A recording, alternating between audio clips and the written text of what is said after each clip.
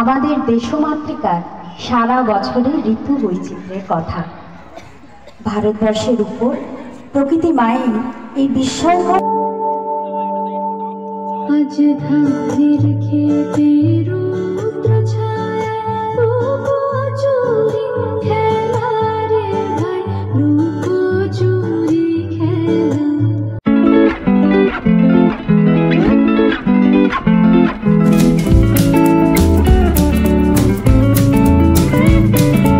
Hello friends, good নুন। আজকেও বলছি গুড নুন, এখনও আফটারনুন হয়নি।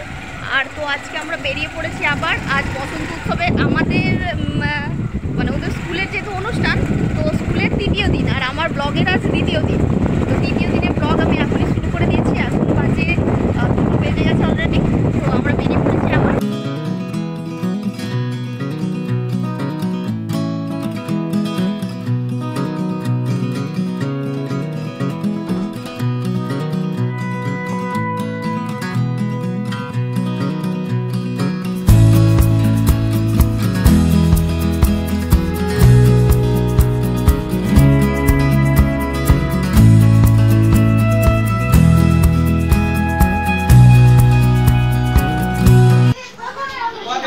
ড্রেস পরা হয়ে গেছে, এবার মেয়ে মেকআপ করছে।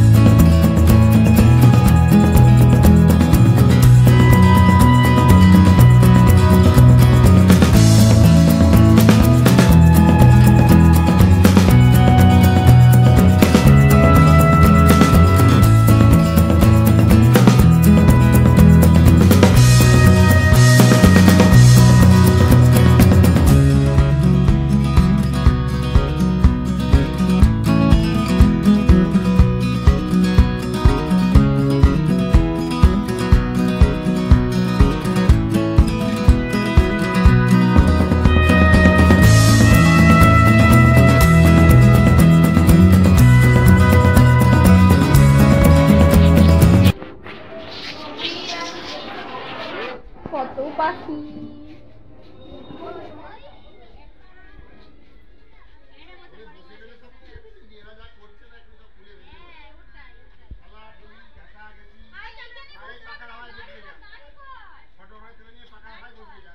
সবাইকে দেখে নিচ্ছি। সবাই তাকাও তাকাও তাকাও, হাই করো হাই করো, হাই হাই করো হাই করো। এ লজ্জাবতী লতা, হাই।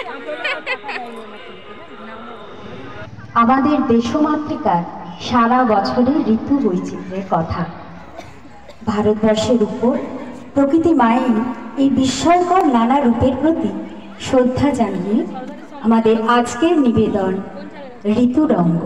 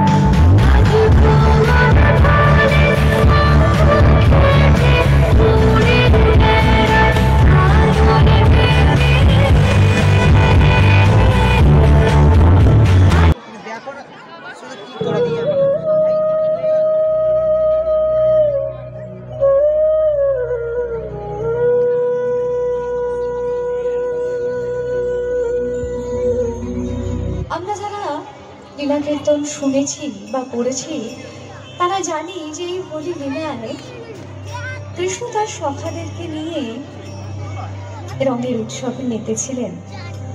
কিন্তু সেখানে রাধারানী এই আনন্দ দেখে একটু দুঃখী হয়েছিলেন। কেন দুঃখী হয়েছিলেন? যে আজ বোধহয় যমুনার তীরে তার সখার সঙ্গে, তার প্রাণ সখার সঙ্গে তাদের দেখা হবে না। কিন্তু তার সখীগণ বললেন যে সই আজ না হয় আমরা তোর প্রাণনাথের সঙ্গে একত্রে একসাথে আজ এই হোলি লীলায় কাটব, তাহলে তো আজ আমাদের আনন্দ পরিপূর্ণ হবে। আর তাই তারা রঙের খেলায় মেতে উঠলেন।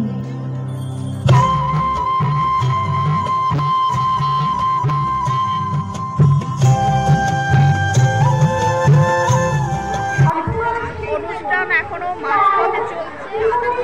এখনো মাঝপথে চলছে আর আমাদের অলরেডি হয়ে গেছে। মেয়ে তো প্রথমেই মানে ফার্স্ট স্টেজেই নিচে নিয়েছে। এই যে মেয়ের এখনো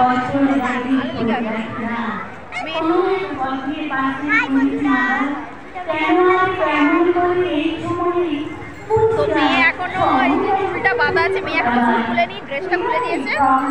আর যেহেতু মেয়ের অনুষ্ঠান হয়ে গেছে আর এখন অনুষ্ঠান হচ্ছে হবে, আর আজকে অঙ্কিতা আসবে, ও সারেগামা পাস এত অঙ্কিতা আসবে আজকে।